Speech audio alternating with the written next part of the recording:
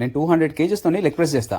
అదే స్క్వాట్ చేయాలంటే 70 కేజెస్కే డిచ్ అవుతా. మీరు కూడా ఎక్స్పీరియన్స్ అయ్యే ఉంటారు. ఫిజిక్స్ లో వర్క్ డన్ అనే కాన్సెప్ట్ యూజ్ చేసి ఎందుకు ఇట్లా అవుతుందో తెలుసుకుందాం. ఈ 70 కేజీ వెయిట్ ని వర్టికల్ గా 0.8 మీటర్స్ డిస్ప్లేస్ చేసిన. So F equals to mg weight కిందకి యాక్ట్ అవుతుంది. Work done formula F bar dot S bar. ఇక్కడ ఫోర్స్ డిస్ప్లేస్మెంట్ రెండు ఒకటే డైరెక్షన్ లో ఉన్నాయి కాబట్టి డైరెక్ట్లీ మనం మల్టిప్లై చేయొచ్చు mg ఇంటూ s. సో దీన్ని మనం సింప్లిఫై చేస్తే నియర్లీ మనకి 560 జౌల్స్ వస్తుంది. ఇప్పుడు లెగ్ ప్రెస్ గురించి మాట్లాడుకుందాం. ఇక్కడ స్లోప్ అనేది 45 డిగ్రీస్ ఉంది. వెయిట్ యాక్టింగ్ డౌన్వర్డ్స్ mg కిందికి ఉంది. సో ఈ mgని మనం కాంపోనెంట్స్గా రిజాల్వ్ చేస్తే mg sin 45 అనేది along the direction of displacement ఉంది.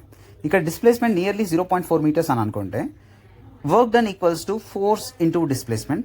ఫోర్స్ mg కాదు, in the direction of displacement తీసుకోవాలి కాబట్టి mg sin 45 ఇంటూ డిస్ప్లేస్మెంట్. దీని క్యాలిక్యులేషన్ నియర్లీ మీకు 565 జౌల్స్ వస్తుంది.